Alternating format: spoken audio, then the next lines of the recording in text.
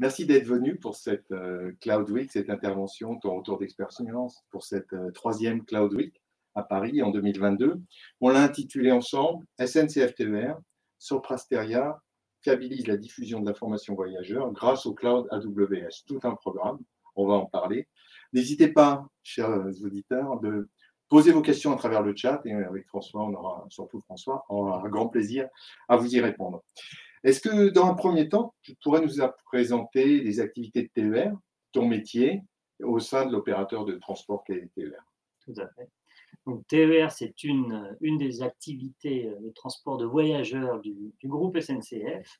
Donc, c'est l'opérateur des trains régionaux pour les 11 régions françaises, en dehors de l'Île-de-France, qui a une organisation très particulière à l'Île-de-France Mobilité, et en dehors de la Corse. Donc, TER, c'est environ la moitié des trains quotidiens du groupe SNCF, à peu près 8200 trains par jour, et aussi du bus, 1800 bus qui circulent tous les jours au sein des régions françaises. On transporte environ 1,1 million de passagers par jour. C'est D'accord. quand même une grosse activité de transport du quotidien ou du loisir. On s'en rend compte aujourd'hui plus particulièrement, on en parlera Voilà. peut-être après. Exactement. Et moi, particulièrement chez TER, mon rôle au sein de la DSI, c'est de m'occuper de l'ensemble des outils qui permettent de préparer le plan de transport et puis d'opérer ces 8000 circulations quotidiennes. Donc, l'ensemble des outils, on appelle de production, et ça comprend aussi les outils d'information voyageur, on va en parler. Exactement. Alors, allons un peu plus avant dans le sujet. Pourquoi tu avais ce projet de migrer ces applications qui étaient posées sur le legacy dans des data centers vers le cloud AWS? Qu'est-ce qui t'a amené à ça? Alors, tout d'abord, ça fait partie d'une stratégie d'ensemble du groupe SNCF, de migrer les applications progressivement vers le cloud pour plusieurs raisons. Nous opérions, et nous opérons encore, mais nous les fermons, des data centers physiques privés. C'était une époque industrielle pour laquelle c'était pertinent. Aujourd'hui, pour les bénéfices connus du cloud, nous migrons progressivement nos applications. Donc, il y a un mouvement d'ensemble qui se fait vers le cloud public ou le cloud privé pour SNCF. Et pour TER particulièrement, nous sommes, une petite équipe dans la partie que j'opère directement. Et donc, certaines de nos applications d'information voyageurs, elles avaient 2 ou 3 ou 4 hébergeurs différents. Notre hébergeur interne, un hébergeur dans une de nos filiales, aussi un hébergeur privé. Et donc, c'était l'occasion de chercher à rationaliser en fait ces hébergements. Pourquoi? Parce que nous sommes à peu près une petite dizaine dans le périmètre que je gère en direct sur ces applications. Et donc, de travailler avec 3 hébergeurs, des comitologies différentes, des façons de procéder, des méthodes différentes, de la supervision différente, des contrats différents, c'était beaucoup de travail. Donc, un des objectifs, c'était déjà de rassembler et d'homogénéiser. Il y en a un autre qui était aussi une fin de contrat, puisque en tant que société publique, nous avons le devoir et l'obligation de remettre sur le marché nos contrats assez régulièrement. Donc, c'était l'occasion, avec cette fin de contrat, de se reposer cette question, de servir l'objectif de rationaliser nos hébergements. Et donc, nous avons lancé un appel d'offres que Sopra a brillamment gagné. Et donc, à l'occasion de cet appel d'offres, on constitue une plateforme qui permet de rassembler toutes les applications. Bien sûr, il y a aussi les raisons classiques aussi liées au cloud, c'est-à-dire que nos applications ont des durées de vie qui sont plus ou moins longues, ça va, ça vient, il y en a qu'on crée, il y en a d'autres qu'on décommissionne, nous en avons beaucoup. Et une plateforme comme celle de Sopra que nous avons créée permet d'accueillir librement de nouvelles applications et laisser en partir d'autres quand elles sont en fin de vie.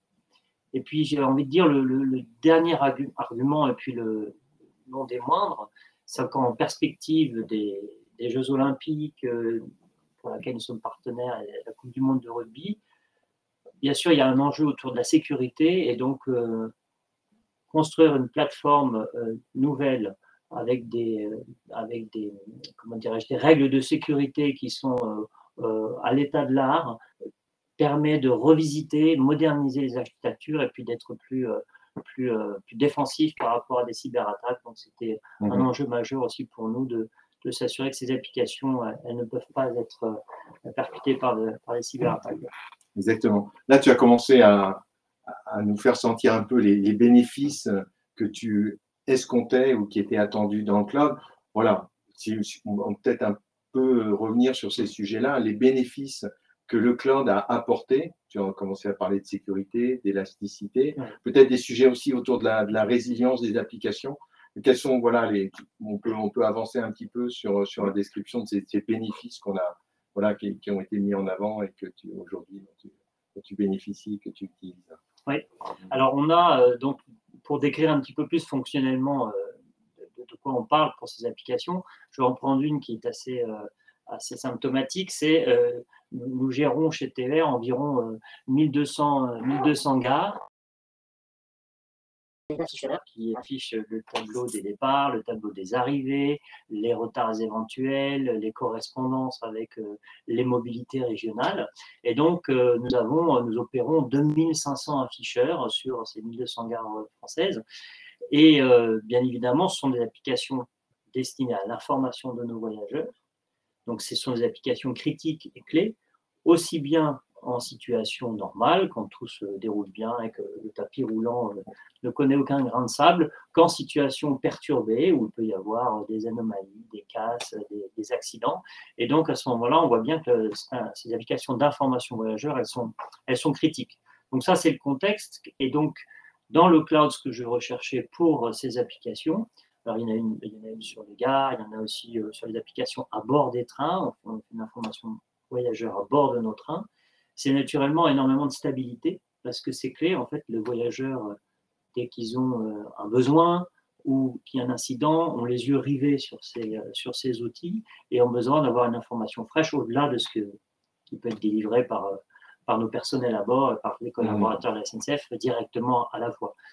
Et donc, dans le cloud, ce que j'ai recherché, c'est de stabiliser naturellement le run, l'exploitation au quotidien de ces applications pour être H24, et aussi gagner en robustesse à travers une maîtrise de la chaîne de bout en bout, puisqu'on peut avoir, à travers la supervision et puis l'architecture telle qu'on l'a montée, une vision un peu je veux dire, hélicoptérienne de cette chaîne pour pouvoir vraiment me la superviser. Donc ça, c'était vraiment un des bénéfices importants. La stabilité, une vision de bout en bout sur l'ensemble de cette chaîne applicative. Également, je l'ai évoqué tout à l'heure, mais l'agilité, alors à deux titres. Quand on a mis en place la plateforme, parfois au début on a quelques bagotements, on a des pics de charge qu'il faut pouvoir gérer, et donc le cloud nous permet d'adapter assez rapidement, voire quasi instantanément, les ressources disponibles pour éviter qu'en fait le système s'écroule. On peut momentanément augmenter la puissance et donc gérer le pic pour traiter le problème. Et puis, comme je l'ai évoqué, faire rentrer ou sortir des applications. Voilà. François, SNCF, c'est le premier consommateur d'électricité en France. Donc, aujourd'hui, vous êtes, et nous, comme nous tous, très fortement touchés par cette crise qu'on vit, qu'on partage. Et je crois que dans le cloud, il y a une dimension développement durable qui ne nous avait pas échappé, mais qui est très importante pour SNCF et que tu souhaitais commenter également. Oui.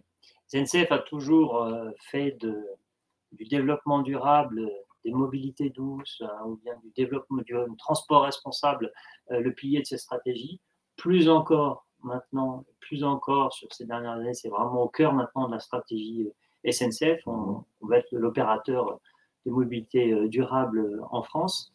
Et donc, il y a un lien naturel entre l'ADN des SNCF autour du développement durable et puis l'hébergement qui se veut aussi plus responsable aujourd'hui avec des ressources énergétiques qui proviennent parfois d'énergie renouvelable. Je crois que tu as quelques informations sur notre hébergeur sur la plateforme. Et donc, à travers cette conscience sur la consommation énergétique maîtrisée, maîtrisée en fait par le FinOps, par les besoins du FinOps, et maîtrisée parce que les ressources s'adaptent et qu'on peut arrêter ou réduire les serveurs quand on le souhaite et on le fait. Ces deux stratégies en fait sont assez proches entre le cloud et puis SNCF en matière voilà, responsabilité sociétale, environnementale.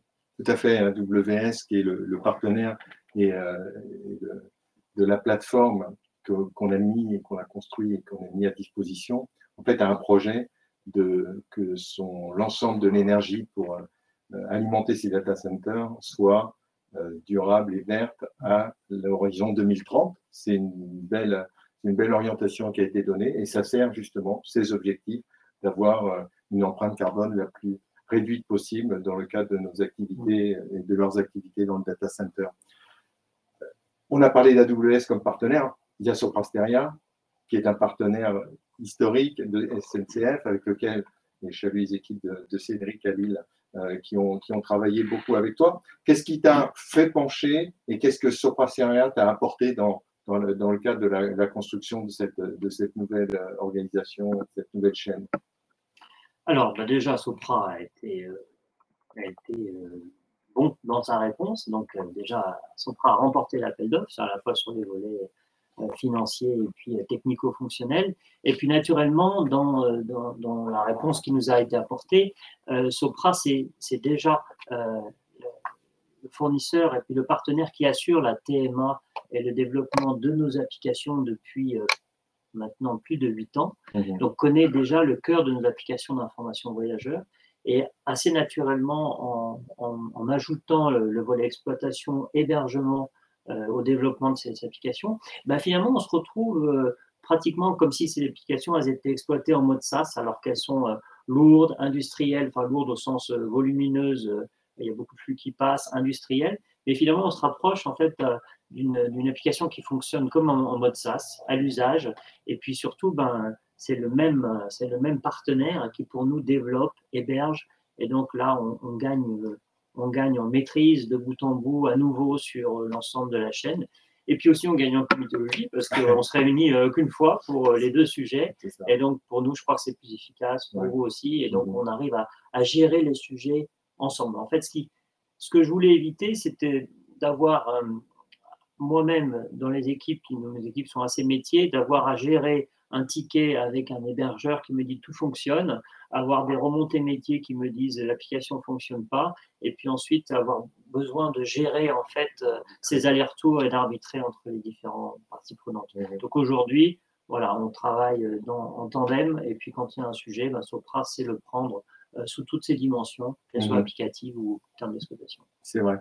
Et ça a permis aussi peut-être de recentrer l'activité de tes équipes au plus près des métiers, au plus près du besoin émis par les métiers et donc finalement par les voyageurs SNCF. Ça t'a donné plus de bande passante à toi et à tes équipes. C'est ça, dans une équipe, pour ces applications, nous sommes une petite dizaine finalement. Nous sommes naturellement plus orientés sur la MOA ou en proximité des métiers. Et puis la technique, on la confie à Sopra, que ce soit sur l'applicatif ou l'hébergement, bien sûr, avec une composante technique non neutre. Mais enfin, c'est un petit peu ça la répartition en fait, de nos rôles. Donc oui, c'est une équipe qui est concentrée sur la valeur ajoutée, sur le delivery fonctionnel, et puis avec vous sur la partie plus technique. Très bien. J'entends quand même à travers cet échange que tu es plutôt satisfait de cette transformation. Aujourd'hui, tu projettes comment les prochains jalons, les prochaines étapes de cette transformation qui a été engagée il y a 1 an et demi maintenant? Alors, on va dire que sur le mouvement vers le cloud, je crois que le cloud répond à ses promesses. Alors, on a bien sûr des périodes de rodage, tout n'est pas rose dès les premiers jours, donc on y a travaillé ensemble et puis nous, toute interruption de service peut avoir des conséquences catastrophiques en termes de satisfaction client, pas de sécurité parce que d'autres applications sont taguées sécurité, mais en termes d'information client, donc il y a ces périodes de rodage, mais j'ai envie de dire que globalement le mouvement il est positif, je ne le regrette pas et je le poursuivrai. On arrive on fait rentrer de nouvelles applications là, dans la plateforme, notre application notamment pour les autocars, qui va pouvoir rentrer dedans. Donc ça aussi, on arrive à le faire facilement. Donc j'ai envie de dire que à la fois mes équipes côté DSI restent concentrées sur le métier. Le cloud, finalement, fonctionne et puis vous êtes l'intermédiaire pour travailler en direct avec le cloud. Et ce tandem aujourd'hui est gagnant, il fonctionne bien et puis poursuivons-le. Voilà. Poursuivons-le en y prenant du plaisir, comme voilà. on le fait à chaque fois qu'on se voit. Je te remercie beaucoup, François, d'avoir pris du temps pour venir témoigner, de remercier les équipes de Sopra Steria qui font que tous les jours, et tes équipes également, la promesse soit délivrée, que les applications fonctionnent au service des voyageurs dans des jours simples ou des jours plus compliqués comme peut-être aujourd'hui. Je ne sais pas s'il y a quelques questions qui sont arrivées sur le chat et sur lequel on pourrait peut-être apporter des réponses. Alors, j'ai une question effectivement. Comment un partenaire sur l'applicatif est légitime pour intervenir sur la migration cloud? Alors, c'est peut-être une question à laquelle je vais répondre et puis tu compléteras. Sopra Steria, ce n'est pas uniquement un partenaire applicatif. Sopra Steria est un grand groupe qui a de multiples activités et qui offre justement un parcours et un support applicatif qu'on appelle de bout en bout. Nous avons des activités conseils qui viennent auprès des métiers pour travailler sur les besoins, pour donner de nouvelles pistes. Ensuite, on a les équipes d'applications donc qui viennent développer et intégrer des applications, qui viennent les maintenir. Et puis ensuite, on a les équipes d'infrastructure Cloud Services qui viennent justement avec les clients prendre en charge l'intégration dans le cloud et son exploitation. Puis je rajouterai aussi une dimension importante. Sopra Steria est maintenant à nouveau l'opérateur de sécurité de l'ensemble du groupe SNCF. Donc on a également les activités de cyber qui sont là pour surveiller et pour accompagner l'ensemble. Donc en fait, Sopra Steria est un vrai partenaire de transformation numérique qui accompagne les clients dans leur transformation digitale, qu'elle aille du conseil jusqu'à l'exploitation, à la sécurisation. Donc on était tout à fait légitime. Mais je crois que la légitimité de Sopra Steria, François, ce n'était pas vraiment une question pour t'accompagner sur la mise en place de cette activité dans le cloud. On pouvait compter sur Sopra en tant que grand groupe et partenaire industriel des SNCF. Déjà sur d'autres sujets, il y avait moins de questions autour de cette ligne, naturellement. Ouais, très bien. Merci. C'était la seule question pour cette session. Très bien. Écoutez, merci de votre attention. François, je te remercie. Merci Dominique. Merci beaucoup. Et à très bientôt. Merci. À bientôt.